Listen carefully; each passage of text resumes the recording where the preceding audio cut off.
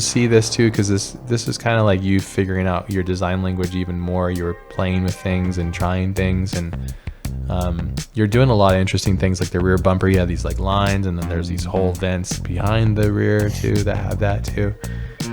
Oh my god, Yeah, these that's are your my old old renders. render from a Viper, because Dodge released the CAD data, the official CAD data on internet. Viper was a ridiculously basic, dangerous sports car. That's totally it. That's man. definition. Yeah. Our process has changed a lot since here too, so which is cool. Yeah, it's nice to look at it and go, I could have done this and that. That's actually, again, we always say that it's a good sign of growth. You know, something, all right, I'm going to give you something. What I love about this car, now looking back, it's just the fun fact, it has the Porsche roofline, and I love that.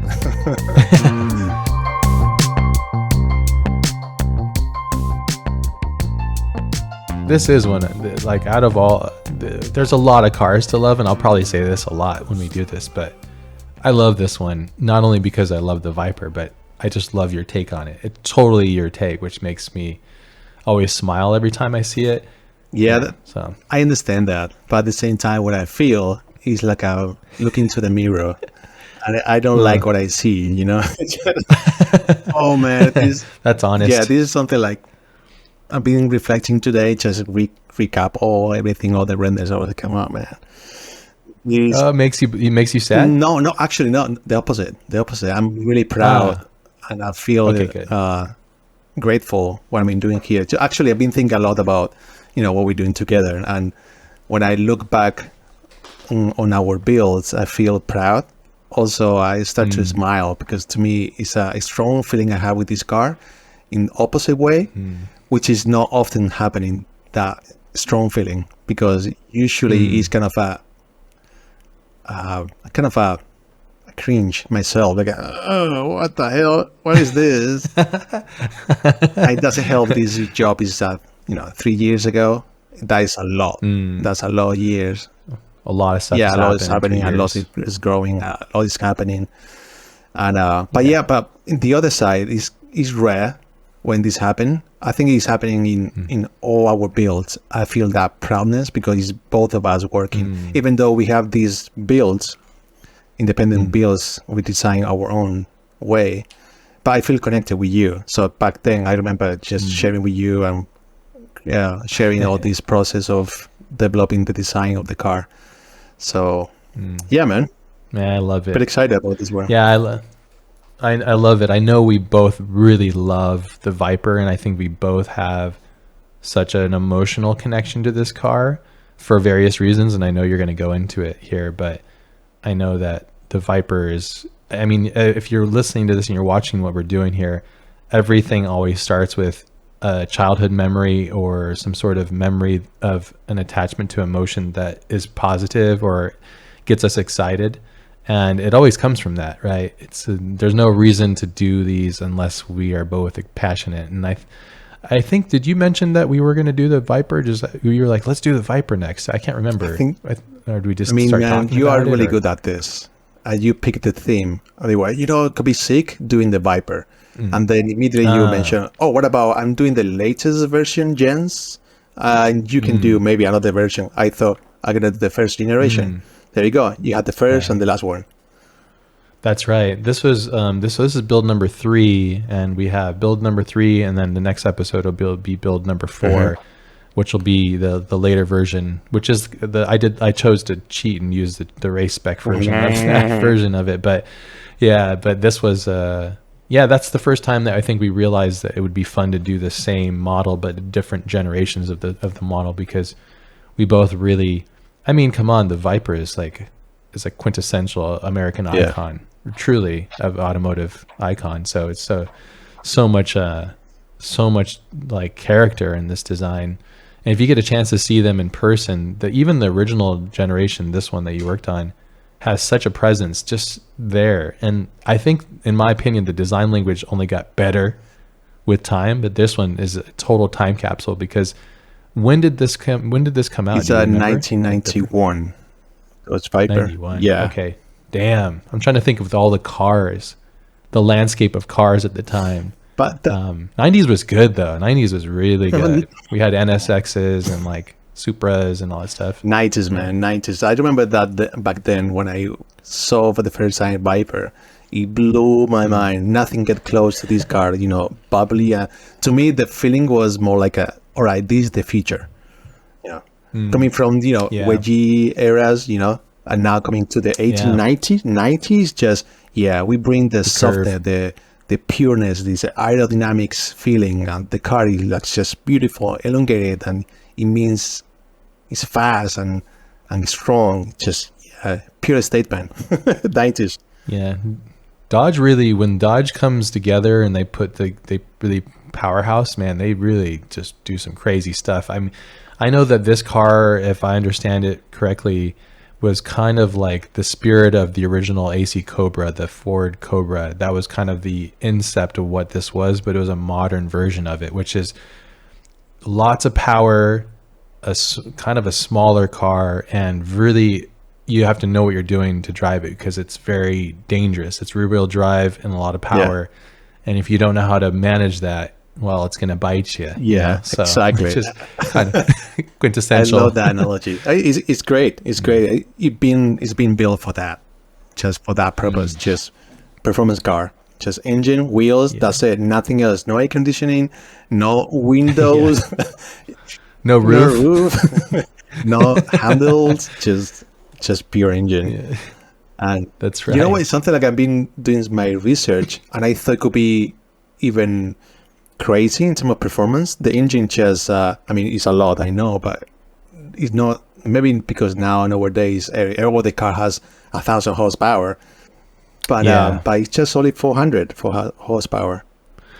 Isn't that crazy? It's weird that engine with that size is only 400 horsepower. If you took that engine displacement and size and you gave it to the Italians or Japanese, it would have easily 700 horsepower all day long. It's another weird thing with American manufacturers, and I think you see it with the Corvette too, the LS engines. You have like these huge engines, but the actual horsepower is not representing what you think it should be. The torque is there though. There's a lot of torque in these engines, which is good, and torque is always the thing that I'm most interested in with the horsepower. Somehow it becomes the thing, but torque is the thing that pushes you. It makes you feel the thing, and that's all transferred through, you know, various levels of engineering, the transmission and the gear ratio and all these kind of things. But yeah, this engine sounds incredible though too. To this day, it's still super, this sounds epic. Yeah, definitely. Something like it blew my mind today, just for the sake of research about reading a little bit more about the engine. Apparently the first generation, which is this one, they request to Lamborghini, because Dodge owned Lamborghini back then in 90s. Oh, that's right. So the first engine Yeah. was Lamborghini engine, the V10 with 8 liters. What the? Just what? Really? It's a Lamborghini engine? Just like, what the hell? Man, the more I read, the more confused get. You know, all the engineers, all the designers, all the house buying here, buying there, all these kind of icons, prototype car. It gets so convoluted and so mixed in terms of who did what and why, when it was released. Jesus Christ. So, yeah, that's kind of a Dodge thing too. It seems like as a brand, there's a lot of stuff going on with that brand. I remember like, I think Doug DeMauro like did a video on his, or he has one, or he did one and he loves it, but he was talking about like the turn signal comes from like another like Dodge car, but it's like a consumer sedan or something. So there's all these parts and things that come from other cars because they were trying to save money in certain parts to just get it out the doors and sell it, which is interesting too. So I forgot that they, at the time, they had owned Lamborghini. How cool are those wheels, man? Those wheel design is so sick. It's like timeless right there. To me, and only this car kind of runs that too, which is really cool. To me, it's cream 90s, man. This kind of wheels. Yeah. So cool. 3-spoke with the like the angle on it and the cut. And that striking curve too. We talk a lot about this with cars that we love, and so much of it is the signature. And this car can be composed in just a couple lines and you would know it's the silhouette of the original Viper. And I think it's such a striking, it's really hard to do, I think, thinking about all of the cars and the legacy that was built up until then, and to have a striking silhouette I mean, you can see if you look in like the front section that kind of can be like a Supra almost, the curvaceous lines to it. But then that center door area is it has something. I mean, super, that's a Viper. Yeah, so it has something super tricky to do. I think you mentioned articulate really well the signature of the car, almost iconic. You have Porsche, you have Jaguar, you have Ferraris, and this has his own language. Just look at that. Yeah. It's just so beautiful. As again, when I remember that looking to the magazine, I was like, wow, this is the future. I cannot wait what it's gonna look like in 20 years. So spoiler alert, nothing good. But that's why we are doing this. Yeah. We have the also another thing that's tied to the Cobra is the side vented exhaust, which burned a lot of people because it gets really hot. Obviously, it's the hot side of the engine. But that's another really cool little feature too. And I love how it kind of pushes out from the side skirt too. That little bulge right there that kind of connects with the curved line.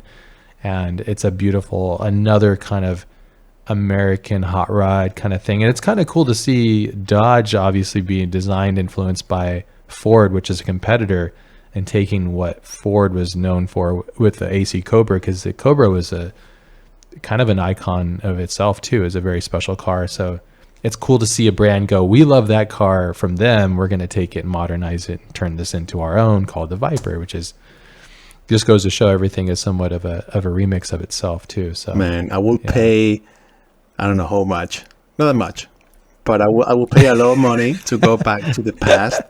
And how much money? $30? 20? Let's say 10. $1 million, because I have it, so it's fine. Wow. Yeah. Wow. Can go with that. $1 million. I would pay $1 million easily to go back to the past and see the reaction of people seeing this car for the first time, the motor showroom. Also myself, just imagine you can delete yourself, your brain, your memories, and just walking there, just boom, seeing this car. Jesus Christ. Yeah, because we get kind of used to just the madness of cars design and everything now because we've seen so much stuff. But yeah, this was a real statement. Yeah, you have more references of Actually, this? what I have is a reference from the 90s. Wow, look at these. Are these Dodge concepts? These two are about. That blue one's cool. And that one is a Corvette. It's great. Yeah, really? It's a Corvette. Wow, interesting. Man, kind of reminds me of that Elgato concept now, but with like different lines, obviously. It has so many influence, this car. It just but to me it's that classic 90s. I remember as a kid drawing this kind of shape over and over and over. Just middle engine, maybe back engine, and then super aggressive, really low, and yeah, man, that was it. That to me is like a classic line. You go with the McLaren F1. What else? Jaguar XJ220, and I don't know, just timeless shapes. Other super cool. That door line's interesting too. Yeah. Wow. Look at this. Whoa, those are funky. That red one's crazy. Like that orange one has that door line like the new Dodge stuff that they have, that design language. They've been using it since then. Interesting. The RT, that front is really funky. Whoa. Man, I love this front. As a kid, I remember, again, just drawing and copying literally this design because I love that. That doesn't make any sense to me now. It's like, what? That's so funky, as you mentioned.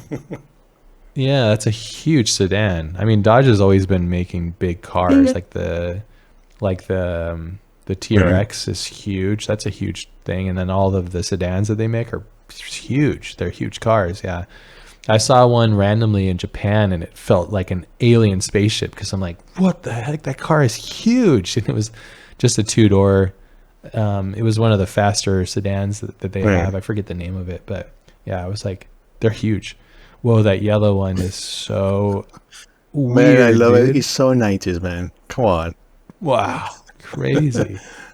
And that green one too. The rear on that green one's sick, actually. That like a bubble flare almost like pops out. Look at that.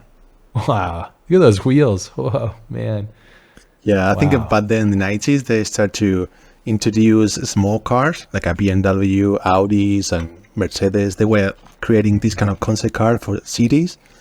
For Europe, that makes sense. I guess for you guys, America, it just doesn't make any sense with this kind of car. No, everything's huge. You know, when you came here, I remember you were one of your first things you said when you're flying in. The roads are huge here. The streets are huge. I'm like, yeah, they're just. I don't know why they're so big. They're huge. They're always huge. I was just driving down one of my normal back streets the other day. I'm like, this is huge. But I was in the Raptor, so I was like, fits. You know, so makes sense. Streets are huge though. Yeah. Wow.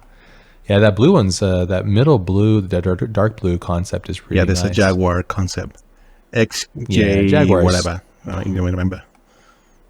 Yeah, I feel like Jaguar, they create a nice signature. They almost always have had this beautiful design language. Them and Aston Martin too. Yeah, I wanted to bring these kind of cars because to me these shout out 90s. 100%. These 90s to me. I don't know. I know maybe it's gonna be super biased and subjective, but for me, it's just 90s. I remember as a kid just being blown away about these cars. Just damn, wow. All right, this is gonna be the future.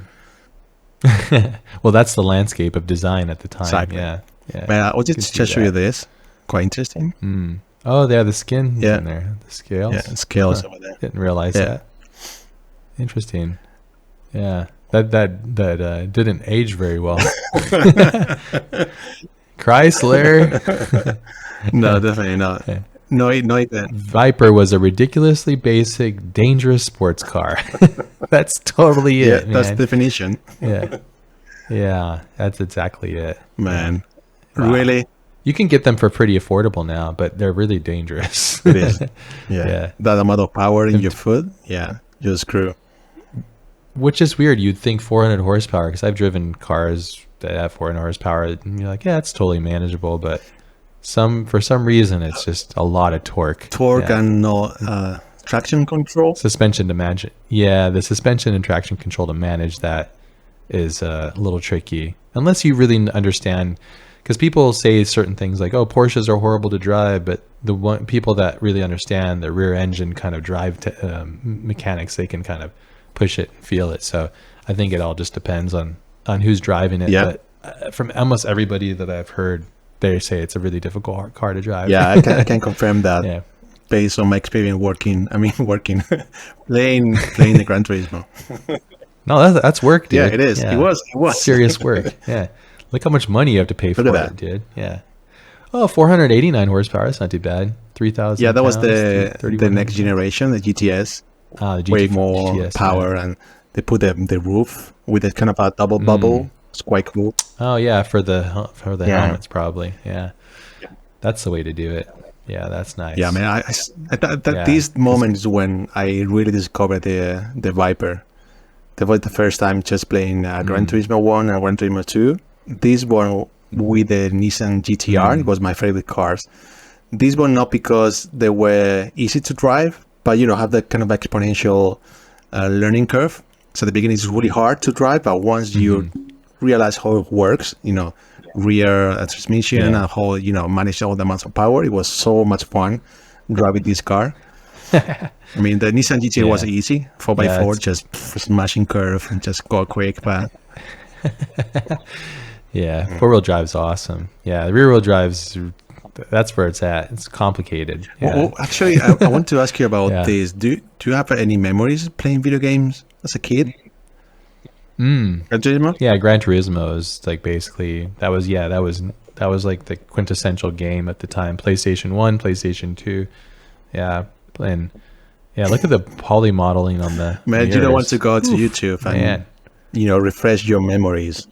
No, and hear the sounds. It's all you're like, oh no, I'll keep that memory locked in as a good memory. Without you will judgment. be disappointed.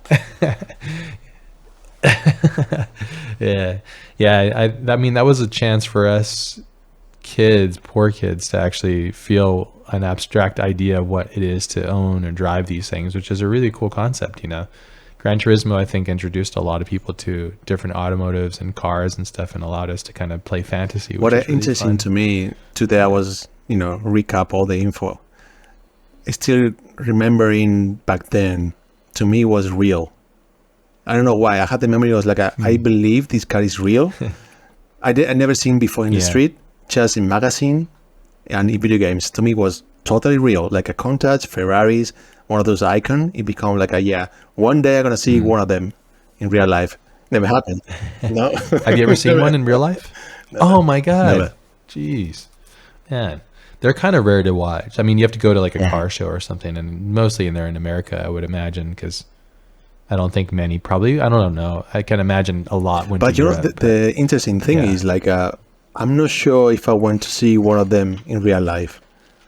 It's like going back to to see the. Yeah, It's that a little could be the issue, disappointing. right? It's actually. I've seen a couple in person, the convertible and the non-convertible, and they look really. The rear is very wide and nice and low and cut small, so that's really cool. There's a couple of things, perspectives on it that are really nice, but yeah, I mean, yeah, that rear section is kind of its own thing. It feels like almost like a really beefy Miata. I know people that own these cars would be angry that I said that, but there's a lot of cars you can compare to the Miata because the Miata is universal, but. Yeah, from the rear, it's really quite beautiful, and seeing that negative space on the front fender, it's quintessentially iconic. But the later one, the latest one that they made, the last one that they made, that one in person is really special. It's something else. And I remember driving down the road and seeing one drive, and I was just like, I was supposed to go somewhere, and I just ended up following the Viper for like Really? for a while. That's And I was like, oh shit. It's rare to see that car, and then seeing it driving, it's just like, it's levels, and I wanted to just see it, and I wanted it to be impressed by it, and I wanted to like, my favorite design of all of them is the latest one, because it takes all of these things and it's so special in person, especially driving. It's just, pictures and photos don't do it justice. It's a really beautiful car, and also the latest one is extremely capable too. They fixed all the problems and made it machine. a supercar basically. Actually, even back then, the GTS, the most version, the racing version, was a really good car, performance car. Fighting back with Porsche, it was incredible. Yeah, I think the GTS like did the version that I ended up working on when we'll do this for another episode. That one was extremely competitive and was just smashing everybody on the race. I think in the race circuit. We'll get into the history of that, but I remember reading up on that it was extremely successful, and they had to put more weight in it just to like equal it out the races because it was just smashing everybody. So that I was thinking, my question was, wow, that's kind of ironic how history happens, and they drop this car, Viper, and you will think, it's just a Viper. It's a beautiful car, but it's crap. It doesn't handle really well. It's kind of stupid. Doesn't work race. Doesn't have any performance. But they combine everything in one car. It works perfect for a racing car. It's beautiful. Could be in the street, and it's a piece of art. At the same time, the performance for race is incredible. So to me, it's like, how hard is that? It's just crazy, and it happens. Like a Porsche 911, one of the hardest things. I don't know how many cars in the history. Not many. But this one is one of those legend cars. Yeah, I'd agree. I mean, I know a lot of people disagree with what we just said there because they'll say, oh, this and that. But yeah, I mean, the 911 is a quintessential race car that's just gotten better with time. And I think the Viper is one of those cars that just got better with time. And they really proved it. I think that was really important to the brand to set extremely high ranking Nürburgring track records and stuff with the latest one. I think it's gotten passed, obviously, but that's not fair. Everything has to be in its own time capsule of competitiveness. I know that the Nissan GTR was set some of the best track records there because everybody tests everything at Nürburgring, right? Because it's like a consistent time capsule for vehicle testing. But I'm pretty sure the latest Viper superseded those as a production car. So. But this is before all that, right? This is when they were still figuring it out. The GTS, as you mentioned, was an evolved version of the first one. So, yeah. It's really cool, man. Yeah, I like it. I like this car in straight black like you did. Well, actually, in this one. It's just, I thought it could be interesting to bring these kind of old renders, because I'm talking about 2008. I think Dodge. Oh my God! These are your old renders from a Viper, because Dodge released the CAD data, the official CAD data on internet, 2008. So imagine that. So to me, it blew my mind. Oh shit! It was the first time. Damn. I thought these were photos. Come on. I'm serious. Well, I mean, it's Yeah, low res. I it's low can't res. tell, you know. But So I think I did this in 2010, something like that. Or one of those crazy moments in history. You know, a CAD data being released by Dodge officially in internet for free. I blew my mind Wow. when the first time I opened a CAD data for automotive industry. So I had a chance to work with CAD data. It was so heavy. I couldn't even manage to rotate in the viewport. So I was, organizing the file, putting different layers to be able to work on it. First just the body, then interiors and the wheels. Man, it was a nightmare to work in Wow. this car. that ground shader is pretty sick, dude. This is good. This is V-Ray using a nice exactly. HDRI. It's clever, covering the wall, so you just have this fall off in Exactly. the sky. Nice That's camera angle. From the side, it's a really funky ratio. You know what huh? happened? I think it's Like the that. render got burned out and mixed with the windows. So that's why I get kind of a weird sense that the hood is too long. Yeah, right? Yeah, it's weird. Like, it looks funky. It almost Yeah. lost all its So character. this is not a good shot, man. Yeah. Yeah, it's definitely it's like an American. It's an American Jaguar kind of. So, yeah, that's cool. This is Ish. 2010. I don't even remember exactly Damn. when I did this render. I remember seeing this on your Behance a long time ago. Yeah, I think it was in Behance, and then I put it Classic. down for now. Yeah. Bring it back. I Let's tried give the people 5 what years they ago. I want. realized this is the side. I think it's a 800 pixel, just super small. Yes, dude. Yeah, I love that. Now it's like, 400, that's the normal. It's like, or 4,000, I mean. 4,000 is normal pixel. Yeah, that's cool. Honestly, I forgot about that. And then if you didn't tell me, I was like, oh, these are pretty cool photos. Thank you, man. Yeah. Yeah. It's like works. Again, I think the thing that works towards it is it's so small. Your Like, I brain can't makes see the rest, the resolution, so 80%. it just finishes it. Yeah, I mean, the tire details there and the ground details there and the background makes sense and the camera angle's right. It's kind of a shame my memory is just so flashy. I don't even remember because I was really into, all the forum for all the CAD data guys and really into, all the resources back then in automotive. It wasn't that much, but I found one forum. I don't remember the name. Carnet something? Oh, man. So basically I found these kind of tires. One guy did these tires by hand modeling and he blew my mind. So heavy, those tires. These are just geometry, all these threads. Not texture, No just texture? geometry. Oh, So man. Wow, that must have been a nightmare to use back then. Creating an instance proxy and then making instance for the tire.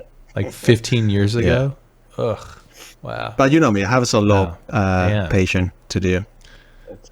Yeah, you're super patient. You're way more patient than I am. I would be like, F this. I'm waiting till this stuff gets good. Because imagine the excitement to have a CAD data in my computer. Fuck. Yeah, especially if you love cars. I mean, there's nothing better than having CAD data because it's just the best Look data at this to surface, use, really. just perfect. Yeah, it's perfect. Yeah. That's why we use plasticity now. We just love, we love the program. This is fantastic, but we also just love you can get perfect forms. Polygonal modeling to get perfect forms is really difficult. Yeah. Alexi does it. The master. Because he's a master of modeling. Yeah. Oh man, what are these this guys? is the question. I'm gonna give it to you. The Aston question: Martin. Yeah. do you think these three cars has anything in common? What I've been doing? Well, they're sexy as hell. Yeah, and they're awesome, and they're beautiful, and they're great, and they're cool. These are like our big inspirations. These guys. I know we both have a huge affinity for the design language of Aston Martin. Obviously, Pagani is its own thing, and then we love Porsche. We love it so much we've never done a Porsche yet because we're just like, damn it, what are we gonna do? How can we even do it? Handle the pressure. Yeah, we have some ideas. We should come back to that one idea, but we won't bring it up here. But we have some ideas, something special. So, okay, what three of these? Something interesting here. Yeah, Cheater. all over. Just something like I now remember working with you. We were kind of trying to screen the timing really short, and I think I did car a Yeah, a month, car a and month. this car has been modeling by maybe 3 days. So I didn't have much to do. So one thing I was doing, you know what, I would love to have kind of the GTS version, the roof, but I didn't want to model the entire, cabin. So I realized I had the three model game model, the RSR Porsche 911, and I thought, you know what, I'm gonna try So that, good. and it fit perfectly. It was like it was the just line worked. being Yeah. done by this car perfectly. Yes. Yeah. I love that window line. Look at that compared to the one on the black render. The black render looks like some sort of weird thing happened to the car. The side profile. So if you put that, yeah, it's like, what in the heck happened to that one? It's like the window That got could be the smashed. reason. That's why I putting down the render. I don't know. Well, yeah, it just looks funky compared to this. Everything is Yeah. sloping right, and it all feels like it's going fast. Yeah, like it's not like an afterthought of the design. This one feels like it's integrated into the original core design language. So you took the RSR Yeah. and brought it in and put it into your file, And it worked works out. so That's well. cool. All the structure, all the interior, just perfect. Yeah, Kit bashing kit all bashing, over. baby. Yeah, man, look how It wide is. it It is wide. Oh, so wide. Look at this. That All is this so fender. cool. I love the way it pulls out. So good. Yeah, it's cool to see this too, because this is kind of like you figuring out your design language even more. You're playing with things and trying things, and you're doing a lot of interesting things, like the rear bumper. You have these like lines, and then there's these whole vents behind the rear too that have that too. Yeah, it's amazing how much of the RSR. Yeah, you're it's able to crazy. use All the in this. interiors and all the cabin and the actual front lip. From the Sonda. Yeah. It's literally yeah. Oh, that's from the Zonda. Basically Yeah. that game model, just slap in there, and it works. Like, all right, cool. I like that. Cheating, Yes. man. That's Cheating. awesome. Yeah. Always cheating. And one of the Yeah. major I love that. change in the car, it was basically the fender, right? That one. That to me, that Yeah. chunky part is something like I'm looking now. I'm on the fence. Like, why I was thinking doing that. I think in my head it was like I'm more like I'm thinking of I can make it even simple, just wrapping the car instead of doing another cut and then creating another side skirt underneath. So if I'm gonna make the car wider, why not wrapping up entirely the front? And that was the approach. But now looking back, I think that could be the issue I have with this car. I don't like that much because that fender is too chunky. Really? Also, Huh. looking now, also the door on the rear fender, Yeah. that's something like I'm being Yeah. bothered quite a lot with different manufacturer cars doing this kind of splitting Oh, yeah. the doors and doing that kind of a gap. Yeah. BMW's latest stuff. And I don't like that. Yeah. I mean, it makes sense for something Yeah. cheap and quick, and boom, you got it. And Yeah. But not a car that's not yes, supposed exactly. to be cheap. Yeah. So, but in a way, it makes sense. It was easy to do, and you see the kind of a gap over there, kind of step. Yeah. If you had, if you could redo this, you would make a nice clean transition from door to no rear doubt. fender, right? Yeah. I think that would look amazing. doubt. Yeah. Yeah. We should have to remix this at some point, fix So, all our problems. Yeah, I mean, you can tell. I mean, the on paper, the side view, it makes sense. It looks really cool. But then Yeah, all these yeah, small it looks decisions, it makes the car kind of a fall in his own. Do you think that's because we were rushing? We're just trying to smash it out? Probably Yeah, a it could little be bit like of that, it feels kind of okay, and then by the end of the week, you finish everything. You don't have the time to reflect and stop thinking really deeply. What I've been doing here? It's just basically raw Yeah. instinct. Just basically throwing strokes, like a painting or whatever, because it's quick and fast. Why not? Sometimes the why not is Yeah. not the best approach. Yeah, usually yield some sort of weird regret at the end of it later on. Yeah. But I mean, the thing is, to create all this in a month on top of other things we had going on is still really impressive. So yeah. Yeah, I love like you do this a lot with your designs, is you have a car within a car, or there's a car within itself, or there's like it's almost like an exterior that fits into another one, which is really cool. And yeah, I just love the feel of that. I remember when you're sending these over, I was like, oh man, I noticed one thing that you do very well is you'll sit and really get the size of the wheel proportion to the body as it was supposed to be. And I think that the rims are so much larger, and they fit so much better because the tire profile is smaller. And that's always a sign of a newer modern car, is to have smaller profile tires, larger diameter wheels, and that creates and modernizes the car pretty instantly. Whereas like, the white one has these big chunky babies. Yeah. And it's kind of odd. Usually I don't prefer this, but I prefer the green with your stock wheels with the low profile. I think that looks really, it fits the car so well. And also those wheels are just, come on, man, that wheel design. It's like you kind of have to use that wheel design. Yeah, I remember that conversation. It'd be against the rules. You were insisting, just keep these wheels, man. They look awesome. And I was more like a lean to, just a turbofan, maybe. Yeah, yeah. But everybody's using turbofans, obviously. So I was like, oh man. But it still looks good too. But yeah. Yeah, man. It's a whole process. Yeah. Shame I don't have many, because this one is just few of them. But again, I was like basically just slamming, just working really hard, just going quick and moving forward, and nothing really taking care of detail. And just all over the place. Lines doesn't match at all. Just whatever. Just moving forward. Our process has changed a lot since here too, so which is cool. Yeah, it's nice to look at it and go, I could have done this, and that. That's actually, again, we always say that it's a good sign of growth when you can look at past work and see your flaws and what you would do to improve it. That means your perspective has shifted and your approach is but we also don't build cars. We don't make cars in a month anymore. It takes us usually 3 months at the fastest. So it's a whole different process now.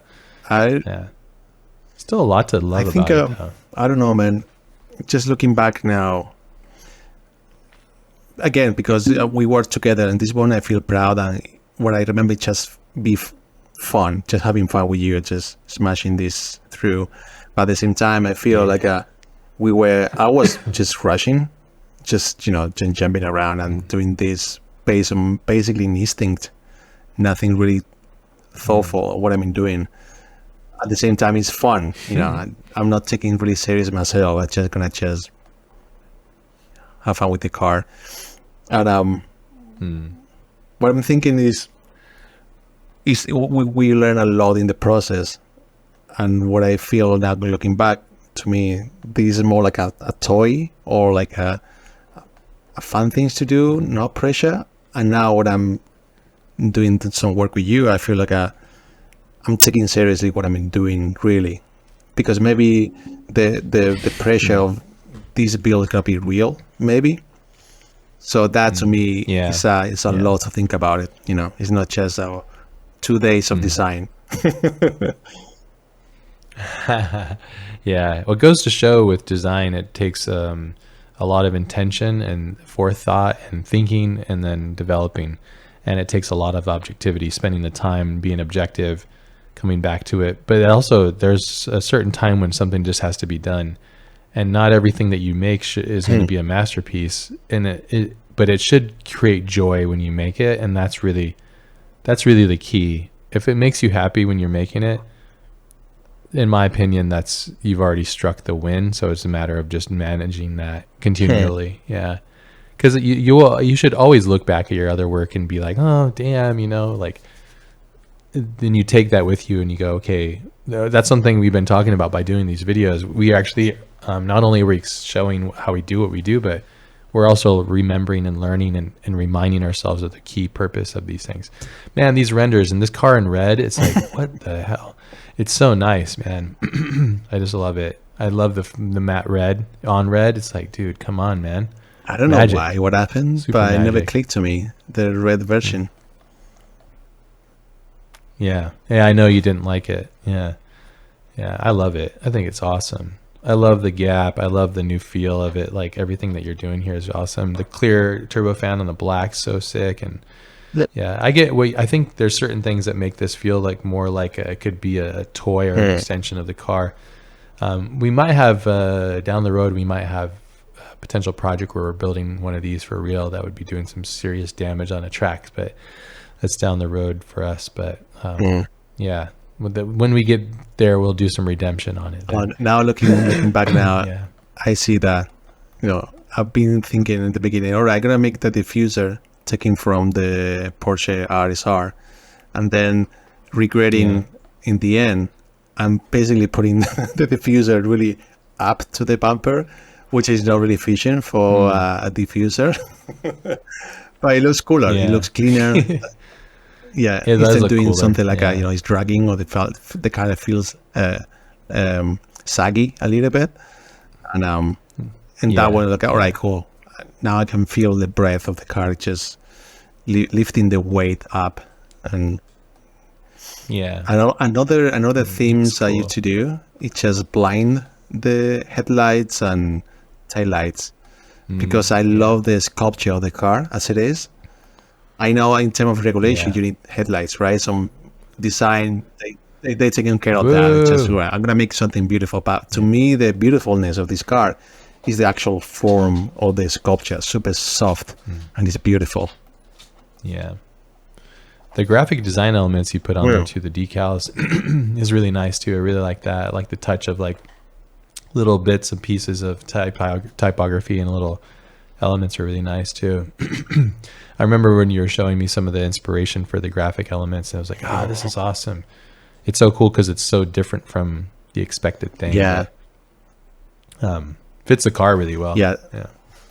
So many different tests, carping, and that one to me click right away. The green version.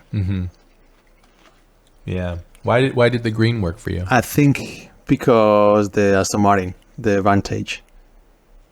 And then okay, it gave you like the approval. Okay, they did it. Yeah, and it worked. So I this works too. love that when it released the Vantage 2017, 18, and that car is beautiful. That's why I did something trying to mimic that on the front bumper, getting a little bit of sharpness on the front bumper, just slightly.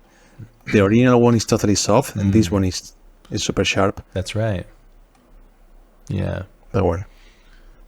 Yeah. I It's didn't super realize subtle. that. Yeah. It's there though. Yeah, but it creates a nice line though. Yeah. Yeah, I can see you doing this car over again and doing some pretty interesting things. Yeah. Yeah. But I still love it though. I think it's a great like approach to what you did too. Yeah. Yeah, it looks cool Yeah, as also- that too. You know, a car works well if it can look good in like black and white, basically. Yeah. Man, I think looking back, to me, I ruined the Viper. Oh, No, not at all. man. No, you had fun with it. You did a lot of really cool things to it, I think, and I think there's a lot of things to glean from it. But again, as we're designing, the more we do this, the more I think how important it is for us to see our impulses at the time might have been too far, but then we can always pull back. And I think now I can reflect and see that as we're doing our current builds right now, we're pulling back slightly. We're still getting adventurous with the thing, but we're pulling back a little bit, which is nice too. So yeah, that looks Kind good of a too. white pearl So many good carping options. version. Yeah, that looks good. Yeah, I like Yeah, that. that's true. Yeah, it's always tough though, as the designer creator, are repurposing somebody else's designs. But yeah, it can always be tough. Like you also feels like you brought the fender line up higher too, the wheel arch on the fender line too. That went higher too. No, Or I is think that it's stuck. Well, what I did just only was just Wow. extend and make it wider a little bit. Just Oh, wow, that's pretty high fender line. You know, if you Yeah. think about it, like the fender line to the top, to the Maybe roof you're line, right. or to the hood line. I'm not sure anymore. Yeah, let's see from this side, because it doesn't. Oh, Yeah, no, it's pretty high if you think about it. I Yeah. mean, that's the first gen, but looks like you might A have little bit, raised yeah, raised possibly. it a little Yeah, bit. you're Yeah, right. yeah, yeah. I'm pretty sure. Looks like it. Yeah, because that's a defining factor. It could be the camera angle too. Yeah, but that's nice. Yeah, I love the red. The red on white there is just so such a banger. But yeah, but you got to be happy with it yourself. And the green, that's a bold Yeah. move. Yeah, yeah, Yeah, definitely. yeah. We were also figuring out the names and putting names on and all that stuff too, which was a whole thing. That was a interesting process. I love that see-through carbon You know, stripe that was too. your That's fun idea. too. What's The that? transparent turbofan of the wheel. Oh, that's cool. Yeah. Well, I think we did that on the Saab. Yeah. Yeah, a transparent, or like a transparent carbon composite kind of thing. I remember I was talking to Ken about that. I was like, talking about to Ken Block, and I was like, we should do some sort of clear, but we'd have some sort of composite thing. And he was like, yeah, that'd be awesome. I'm like, yeah. And then I thought it would just be really fun. It would look really good on here. I think it's because you really wanted to do the turbofans, and I was like, well, maybe you can get both of them. You can get the silhouette of the iconic wheel and then the Exactly. turbofan. So it's like Exactly. That was the conversation, literally. You were, what about that? Because then it's going to show up the original, rims on the Viper. And you were goddamn right. I don't know, but yeah, it's beautiful though. Yeah, worked out good. Something, all right, I'm going to give you something. What I love about this car, now looking back, it's just the fun fact. It has the Porsche roofline, and I love that. It was kind of a discovery. I was like, wow, all right, that works. It's pretty brilliant how that all managed to put itself together in there. Yeah. It's a totally different approach. Nowadays, really I will well. draw, I will sketch, I will do polymodel, I will do just so many things. Back then, I was like, oh, I remember how the RSR. Let me just throw in an edit and see what happened. And boom, it clicked perfectly.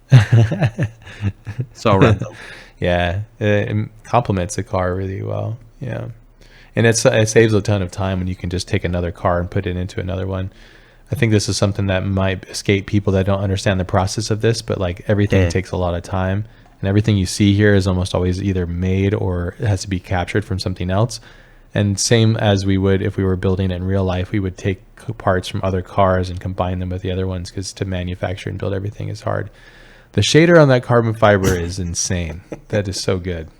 Yeah. And the lighting is so perfect. You know exactly what you're doing right there. Yeah. The depth of focus, the shallow depth of focus, the fall off. These are teaser images, right? You want to basically, explain these what are they are? teaser images. I think we talk about what we can do in terms of narrative before dropping the car, creating sort of a intriguing images of what it could be the next one, and creating this kind of a nice narrative of dropping cars and creating this kind of a connection between all of them. And that was the super fun fact, working with you, and you are to think about the whole picture, right? It's not just creating renders and drop it. And I love talking with you. We were both think about how we can do this. And you instantly creating sort of a path, a narrative to create connection with the audience, to people get a little bit more intriguing. It's not just dropping cars. It's just creating something, a connection with people. And I love that. I know some people get annoying by, come on, another teaser. Yeah, we always tease it. Yeah. And that's awesome. I forget. Yeah, I think we realized that we'd have more fun, because so there's a time when we just make it for us and we are having fun and being silly. These renders are incredible. I forgot about these renders. And then there's a time where we realize that it now goes off to everybody else, and we enjoy that. We love to see the dialogue that occurs here, people guessing what it is. I mean, obviously right here you can kind of tell, but I mean, damn. When you look back at these, do you feel? I feel like you executed this extremely well. Like the car is really done well and hidden very nicely. What'd be a critique, or what's the thing that you love, and what's something that you would critique? I don't like the color grade. This kind of what's it called? With kind of orange. Sepia tone. Kind of like the sepia tone. I don't know why I did the sepia tone, because I hate sepia tone. What the hell? Yeah, most people Why? do. I'm doing sepia. Yeah. What happened? You could just color shift it to blue. Yeah. Or red. Yeah. And that could be looks one. good though. Feels like a chocolate bar. So I want to take a bite out of it. Yeah, that could be one. And the other is, I don't like just only one tone. Monochrome. I don't like this. Monotone. Yeah. Yeah. So those would be the things that you would shift, huh? You would add a little bit of light. I mean, you did it later in the other renders too, past this. And I think when I did mine, build number 4, I think I did black and white. I think it was black and white. Yeah. And we'll talk about that too, because there's like graphical elements in that one, if I remember correctly. But yeah, this is really difficult to do because, I think you led the way on this, because I was like, oh, please lead the way. Because sometimes one of us will go ahead of one another in the process, and we get inspired by the other. And I think you're doing these, and I was like, oh, F, dude, these are so good. And I was like, oh, damn it, Carlos. So I had to go in there and dig into my car and really try to do my best to kind of match you. And then I couldn't, so I cheated, and I used all kinds of topography and shit, like no man. I think you killed it, that was fun. And then you added on top the ice of the cake and just adding design on top and topography, and you kill it. I don't know about that, but I tried. Kill it. Yeah. I love these. What I like is actually the amount of detail it has. I like this kind of see-through. It's quite cool to see all the interiors and all the screws over there and the wind mirror.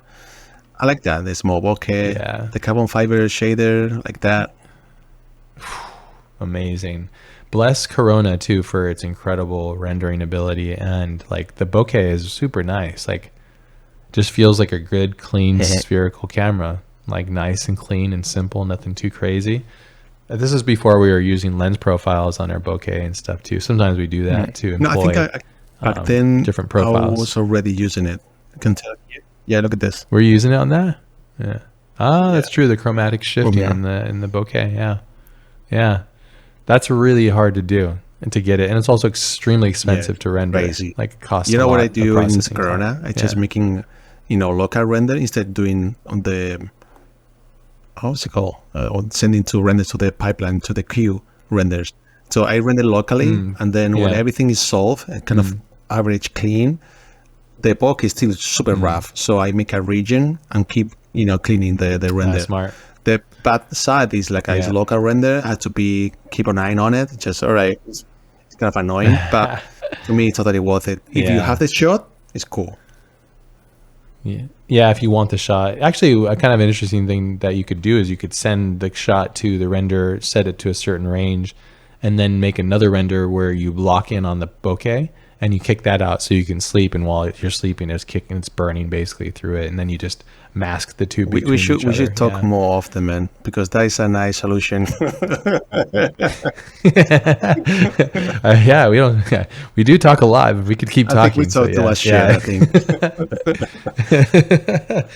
This is like what you're catching is how we have fun trying to explain or help one another with the problems of things that happen with just getting things done, things you just don't realize. But shallow focus bokeh with customized bokeh input is really expensive on renders, but it looks so good. That lower left shot is that's the business, man. It's such a nice crop and it's so beautiful, and all the right forms are there, and it feels like a photograph. Really, it's really beautiful. And I have to say, all these renders is really tricky. I will be lying. It will say, that's fun. That was easy.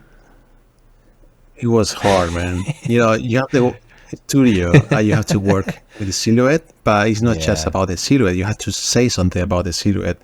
It's something like you can focus. The eye had to focus in something, where you can be distracted and your brain making everything work. Oh, that makes sense. Is there a wind mirror there? You have autofocus something. I don't know what exactly it is, but have enough details to have some complexity, and then boom, your brain feels like a real. Otherwise, doesn't happen. So for that, you need so many things to combine together, working together. Shaders and the modeling, geometry, complexity of the car, and then studio lighting, framing is a lot. I'm surprised I have a low teaser. It's a Yeah, lot. it is a lot for you. Yeah, 9 teasers, especially 3 years ago too. Yeah. Yeah. Yeah, you were really pushing. I think you really had a lot of fun with this car. I could see you exploring and wanting to showcase all of the extra The pieces. advantage, knowing my car really well, I can spot where I put a lot of effort in terms of detail. So I go straight away where I feel like, all right, I know these shaders are going to look good. Yeah. Like, on the roof. Yeah. The Yeah. carbon fiber. Yeah, the side light hitting it and then just letting it catch all the AO basically and all the different details and the normal and the displays. Yeah, it's really nice. Right. Yeah, Cool, man. I I'm glad love you those. like it. Yeah. I know. This is a common thing. Everybody's gonna get used to hearing us hate on ourselves, and then Carlos loving it or me loving it. Yeah, these are final renders. Yeah. Which is surprising. That's awesome. How good it looks, the gold and the black. I never thought there It's could be great. one option for my car, and it clicked right away. It was, I think, a happy accident. Something. The gold worked. I was like, all right, that's cool. Yeah. Well, at this point, you've exhausted all your other things. You've tried white and you've tried red. I mean, you kept with the green one, but yeah, I think this works really well. Just feels really nice. I'm not sure if you.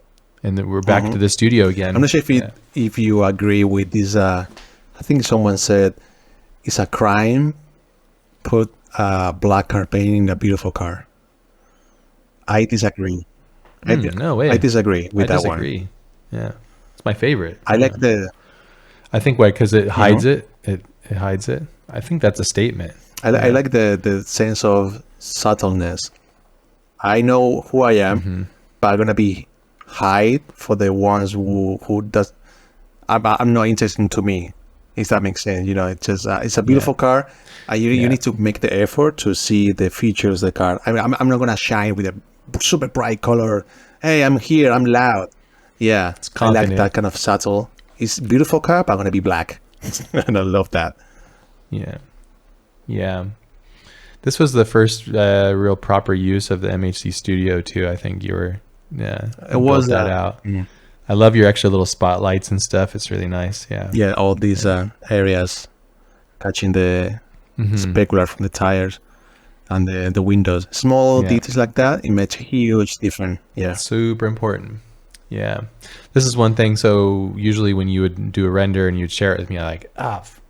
And I don't know studio lighting. I've never shot a car in studio, but over the years of doing this, like I understand it a lot better now. But that was one of the things I was like, how is he getting all that stuff in there? And instead of bothering you and asking you, I wanted to reverse engineer it so I could learn it. And then I eventually was like, okay, I get it. All right. And it's so important to add these little things to, you don't want to overexpose everything because then it just looks flat, but it's just the right amount. And I feel like you did a great job to create interest, but not overexpose everything. So, which is really cool. And that's a difficult thing to do because you have to pick and choose.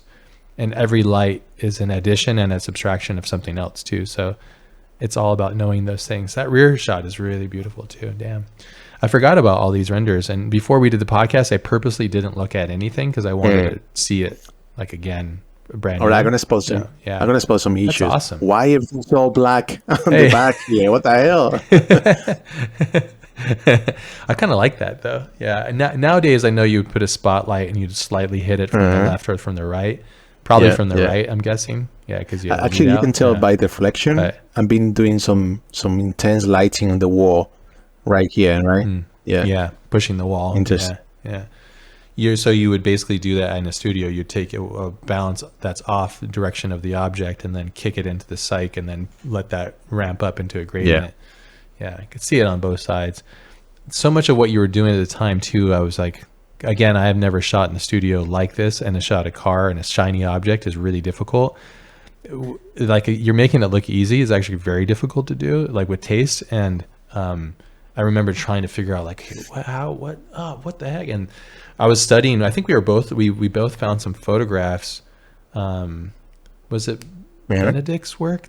Somebody's work we saw studio lights with their setup, and we're like, oh, look at that. They're bouncing light here and this is going there and all of this stuff is happening. And it takes, like, lighting is this thing where you're basically blind to it until you're not blind to it. And it's a whole thing. You don't just land on it. Like some people have a natural eye for it, but most people don't. It's like you're blind to it until you understand, oh, okay, this is a spotlight, and all of the common law and the logic behind lighting and stuff too, which is a whole thing. Yeah, like those. I don't know, man. To me, it's still part of my journey. I don't fully understand studio. It's kind of a headache. Even though I've been working in different automotive house production and advertising, also being surrounded by incredible artists, incredible photographers, retouchers, CG artists, learning from them. Is anybody that you know hits it every time? Yeah, I think. I mean, I get the luck to work with Christian Tanner, and to me, he's one of the best CG artists out there, technically and artistically. Lucky for me, just working with him, learning proper studio lighting from him. It was great because before that, I was in the studio lighting, but not really full understanding the purpose of the photographer, what he's doing. It's really tricky because every single photographer has different approach. That's cool. But the general speaking is something interesting there. Also, another colleagues I have, I mean, I'm gonna feel bad now as mentioned only a few of them, because I have lucky to just working with incredible artists all over the place, but I can highlight Christian, and the no CG artist is a retoucher, is Pepe Alarm, and this guy is just incredible. You know, it's a small story here. I was working for a Pininfarina job doing the studio lighting for a weekend. I was just pushing hard on the weekend, try to understand the work and the studio lighting, all this rendering look. And we had a call on Sunday. I was under pressure, kind of feeling bad because nothing looked good, and I shared my screen. Pepe told me, "Hey, Carlos, you're doing great. Looks good. But I'm wondering something. How big is your studio?" I think it was meters and meters of incredible, massive studio. And how big is your lighting? Yeah. And so somebody show me your source of lighting. He said, "No, I don't know, 55 meters of one spotlight, just crazy." Super unrealistic. And he said, "Carlos, the car looks good, but in a way I feel like it's a toy car." Yeah, because so imagine that was Sunday evening. So the next further week it was the deadline. So I was like, "Oh fuck! Oh no! All right, I got it. I think I got it. All right, I'm gonna start again over from scratch. I'm making sure all the size, all the measuring is correct. You know, based on real life." And the work is still super hard to do, you know, super hard. Yeah. Because, I mean, obviously working with the company, they want to see the car, all the features of the car, but at the same time realistic. And you know that what happened when you show all the car, all the features start to look cartoonish, because you see all the lines, all the reflection, all beautiful and everything's perfect, but it looks kind of fake. So that was kind of always a kind of a gray line of gray area was really hard to play. I think you mentioned really well, articulate really well about what to show, what to be hidden in the shadows. It's really hard. Yeah, I think that's one thing that gets lost on. I mean, it hits us all, even seasoned people that have been doing this a long time. We get excited and we forget to set scale to human scale or to real world scale. And that is usually almost always the problem. It creates an uncanny value because your mind's going, that's not right. And then, as we mentioned it before, it's like if you keep adding all of these things up, it's subtracting from your overall goal.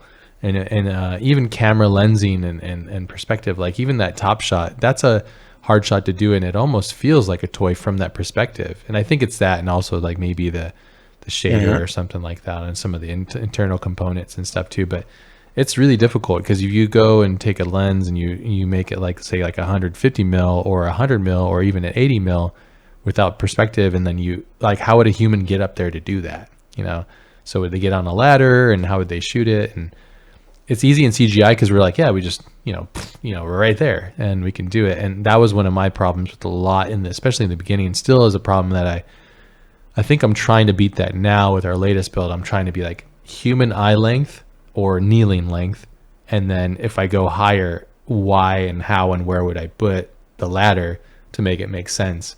And that little thing, it changes your perception of it being real so much. And it's a real tricky thing, but human scale or life scale is really tricky. And you've taught me that many times, where like we'd have to measure things and get it right. And now that we're even going to the process of like with the C6 and all the cars that we're actually having built in reality, we have to be really accurate to the millimeter, because we can't really be off. They're actually a functioning race car. Yeah, look at that shader work. My goodness, that is just delicious. I like the carbon fiber though. Yeah, the carbon fiber is great. That's good then. But yeah, it's true. It's true that it does look good. So CRT is really easy to go off the rail and going something totally off, and you don't know why. Yeah. Yeah, I think it's just because it happens so quickly and we're having fun, and then before we know it, only until we look at it again, like I'm already cringing thinking about their Viper renders that I did. I know there's so many issues, so I can't wait to rip them to pieces. But these are great things, and I think it's also good for us to expose this, because it's like we're continually learning. Whereas I know that this is a very, very special render to you, and it's one of your favorites. I know you mentioned that. You want to talk about this one, why it's one of your favorites, and why you think it, or why you feel it works well? Because I think it's fantastic too. So I'm not gonna be usually off, but I believe like this render is a light in the bottle, because I don't know why it happens, and I'm still in love with this render, which is really rare. It's rare happening like I'm coming back for a render. It's like, oh, that's cool, that's rare. And this one, I can say easily, that's really cool. I like this. It's so many things. Yeah. Do you know why? I know why, but I wanted you to. I mean, I know why from my viewing perspective, but I'm curious, you, the maker of this, why you think it still is relevant and still. I think mainly once because it happened without searching it. It was more like a happy accident. It was really quick. Oh, it just boom appeared like all right. Let me explain this. It's not just open the file and render. It's more like all right, I'm gonna put this element. It has to be kind of a black studio gray. Is a gray ground. It has to be foggy, and then some green laser, because I know with a white car and gray studio, I think it's gonna be a nice contrast. And then after few hours, boom, I got it. I was like, yeah, all right, this is cool. It looks like basically like this in IPR. So yeah, I was like, all right, cool. That's great. I found a theme. Also, I don't know what it is, man, but I'm still in shock, like how easy it was when normally you take it. I don't know. Nowadays, just to make that happen, that happy accident is so rare. Yeah, you have to have intention. Can I explain what I think is going on here that makes it so special? Because I agree. I still think it's extremely relevant. There's a lot of things. We'll start off with camera angle. You're perfect human camera angle. You're a human just like where the center of the chest is, probably maybe a little lower. So the camera's just perfectly giving angle to the car, and there is a little bit of warp. So it's a little bit of a wider lens. So that already, the camera angle and the camera warp and the dimension and how it's framed in the camera, like it's slightly left frame centered, but the wheel is centered, but it's just slightly off. All of those little offs feel real. So that composition is really strong. Second to that is you have all the elements of great lighting. You have a backlight silhouette through diffusion and perfect gradient from top left interest all the way to far right darkness. Then you're using the projection light, which is very unusual inside of CGI, which you're projecting a light to create this caustic look on the front bumper. And then you have this harsh directional light that cuts the frame graphically. So when you squint your eyes, it looks so good. And then you have this nice soft light that hits the roof pillar and then it hits the fender, and it all leads you right to that gleam right in the wheel. All of those things, and there's obviously the bounce off of the harsh light on the ground that illuminates the side into green. then rounds off to blue at the top.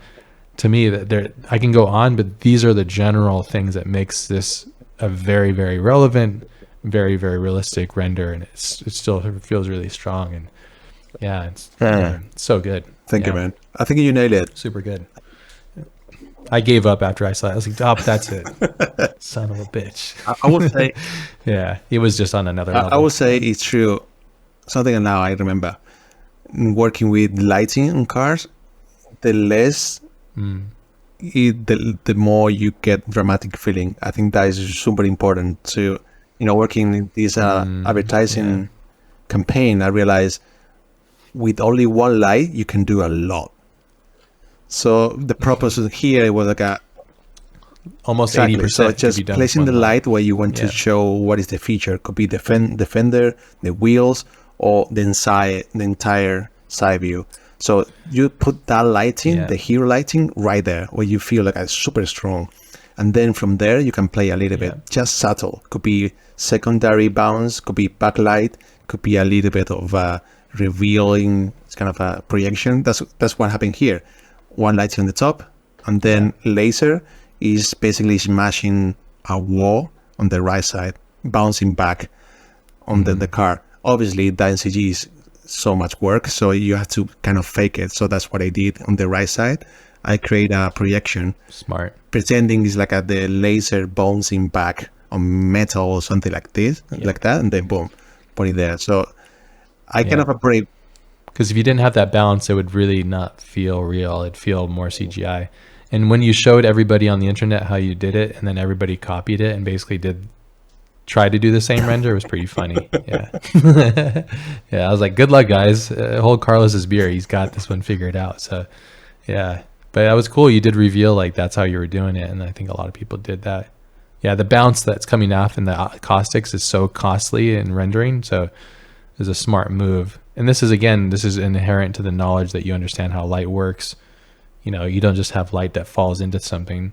And I agree with you. And I think this is a really important fact. If you're struggling with your render, usually you want to have one light do about 80% of the job.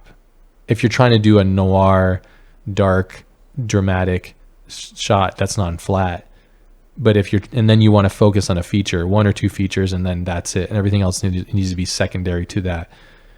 When you look at an image, you don't want to just be looking at everything at once.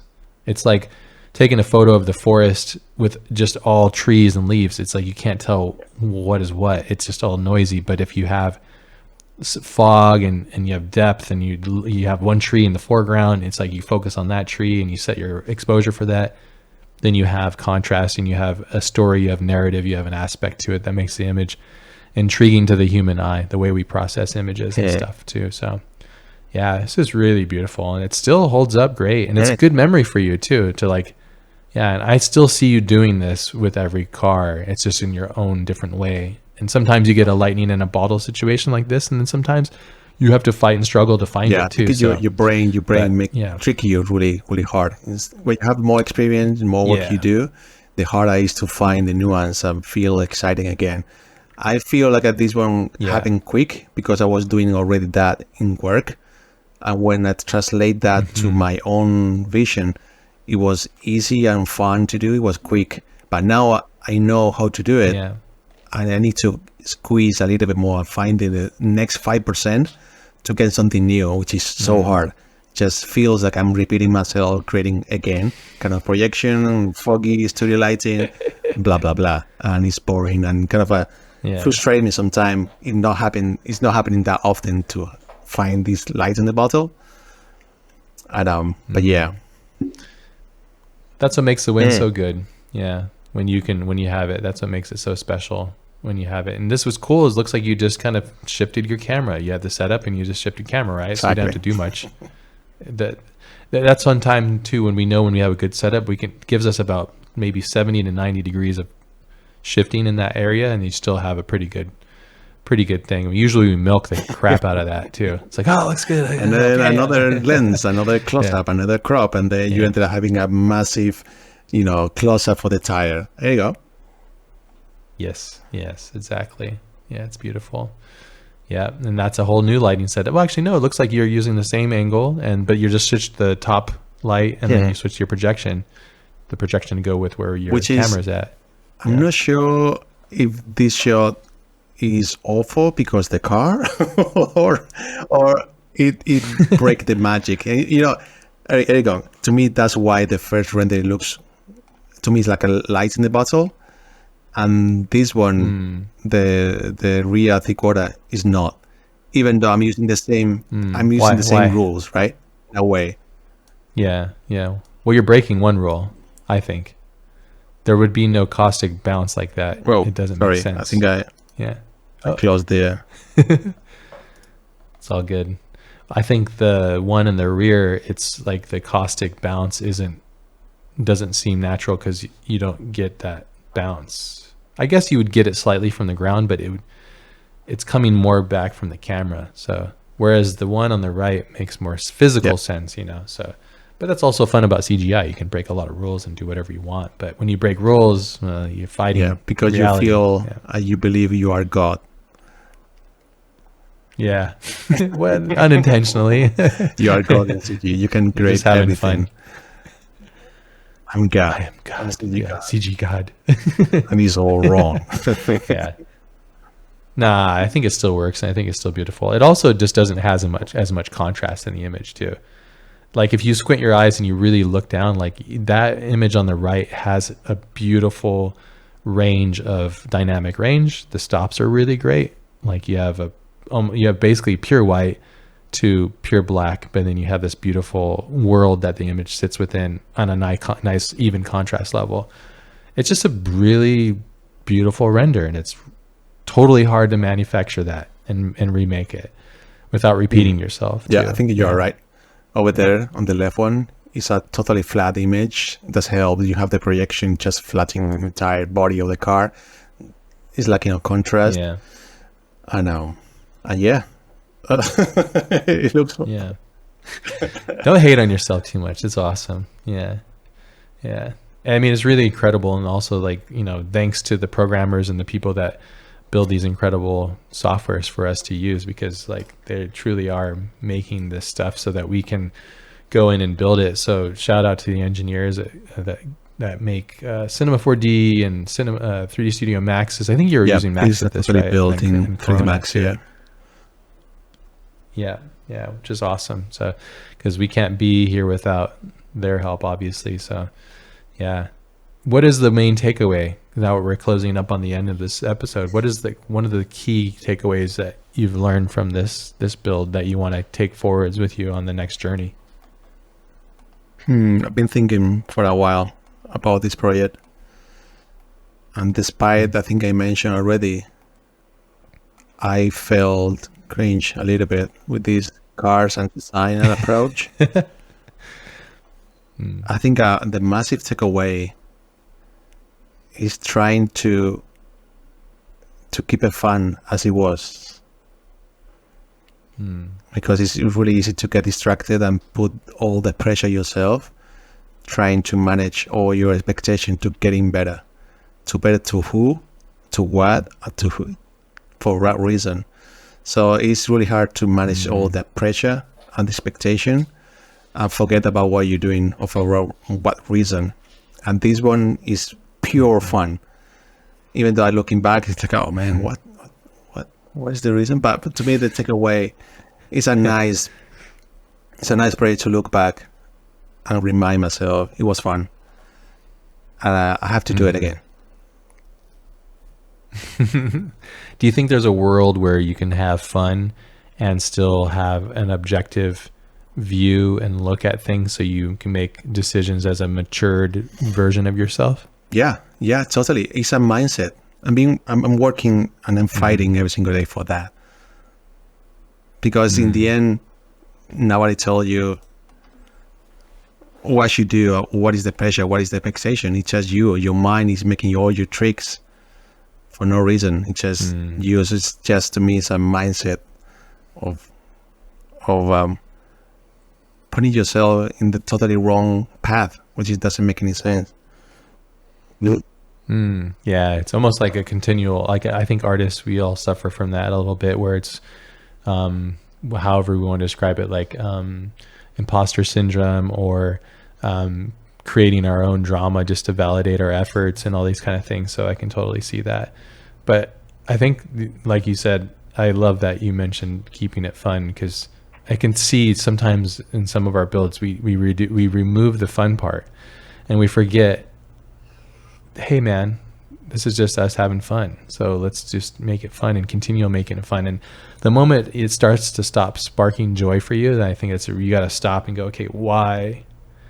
You know, we talked about this recently. It's like, you know, hey, if you need a break, I mean, I'm in full support of breaks, because it's like you'll get better from having a little, even if it's like you just take a weekend off or create some distance from something that's creating a lot of friction. You can, even a week of clarity gives you, oh, you know what, actually I just don't like doing this anymore. Okay, well then you did a great job doing what you did when you did it, and there's nothing wrong with that, as long as you are being truthful with yourself and you're not hiding the truth in there. You know, like, to quit if because something's hard, well, that's not the way to do it. But to quit because you've satiated or you fulfilled that goal, that's not quitting, that's completing something and finishing something. There's a big difference between those things. But yeah, because I think about that often. I'm like, yeah, we're just kind of repeating what we're doing. We're just making another car and we're doing this, and it's like, but then we're evolving it by working with the real world, which is really fun, and now doing these videos and building